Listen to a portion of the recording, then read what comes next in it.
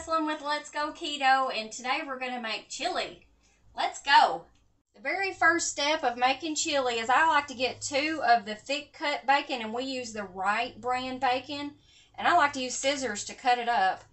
And I'm just going to use the bacon. It helps with flavor, and it helps to get some grease in the pan so that you can do your beef and everything.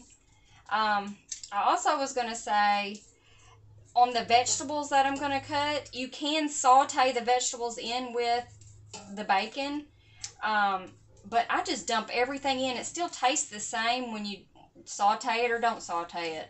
All the flavors meld together, so I just put the bacon in, and then I'm going to use 3 pounds. Now this is a 5-pound tube, so the halfway point looks about right there, so I'm going to go all the way to about here, probably about like that, to get 3 pounds. That looks about like 3 pounds. We like ours pretty meaty.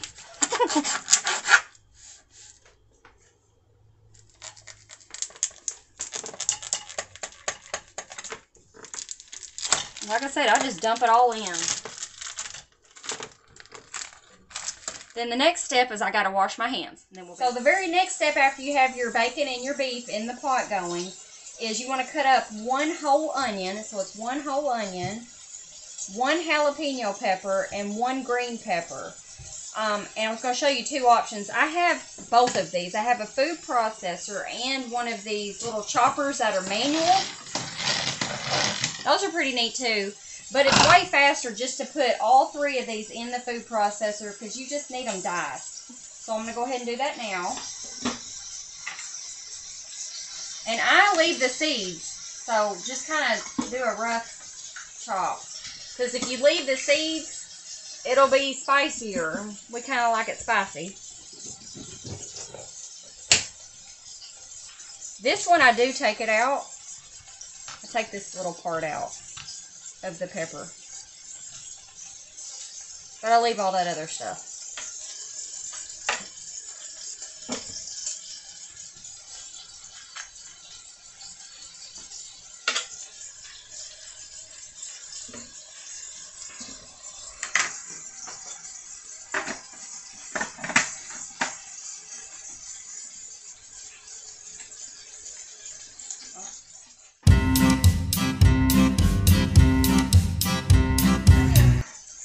To have my vegetables finely chopped.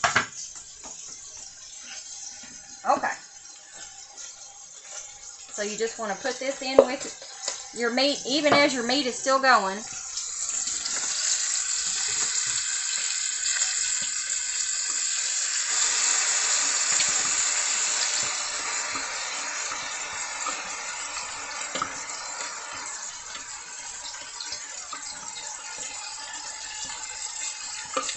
Scrape it all out.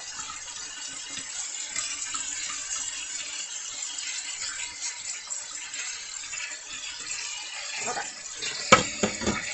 And I grab my spoon and I start breaking up the meat.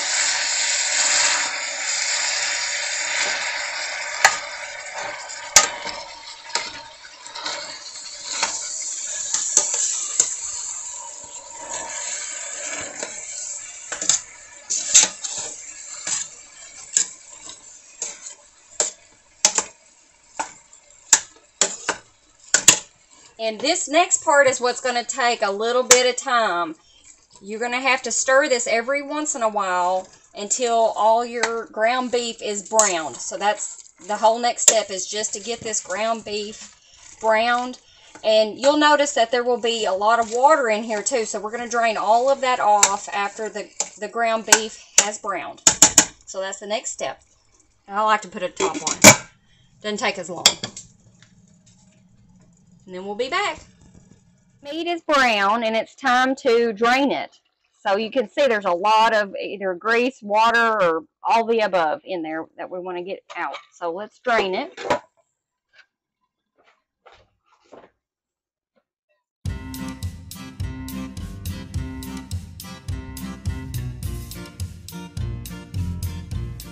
Okay. And now's the fun part. You get to put all your ingredients in. So I'm going to start with and since this is the 3 pounds that I'm doing here, is a 6-ounce tomato paste. You just put the whole can in there.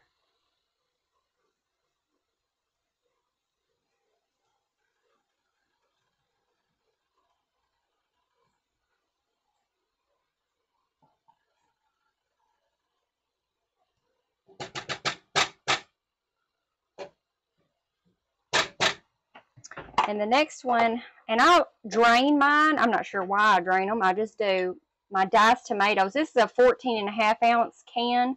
We're going to do 2 of these.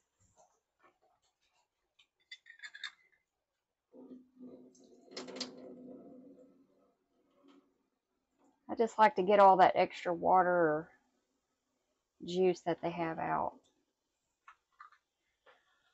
Just dump. Same thing with the next can.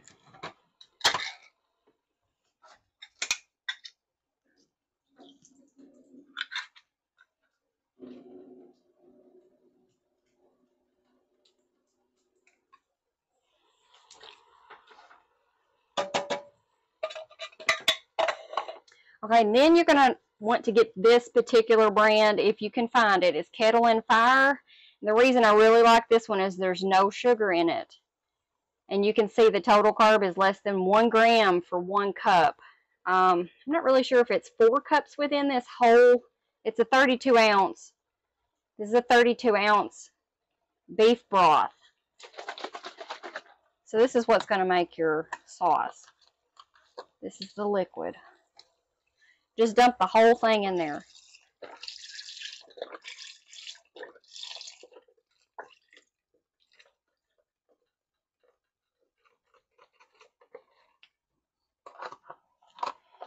And next is our seasonings. We're going to do 4 tablespoons of chili powder. 4 tablespoons. 1, 2, 3, 4. We're going to do 2 teaspoons of salt.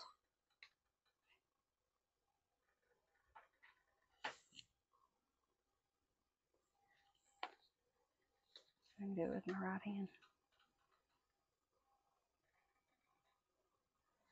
All right, there's 2 teaspoons. 2 teaspoons of cumin. And it's okay that it's going over because I like it.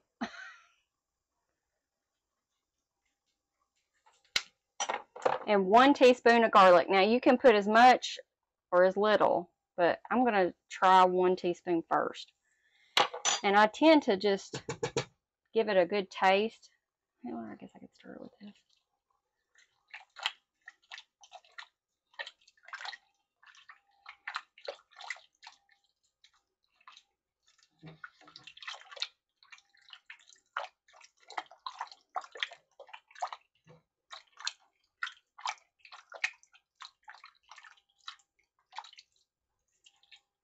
Now all the flavors haven't simmered together yet, but I'm going to taste it just to see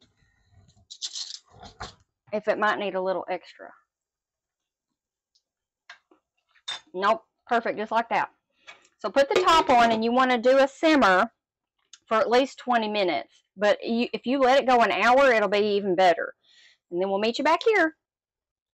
So I had finished the chili, and we had already eaten her supper and everything. So that's why the level is so low. But this is pretty much what the chili looks like when it's finished. And I let it kind of go for 30 minutes. I let it simmer for 30 minutes. And then we ate. It was so good. Gotta try this chili.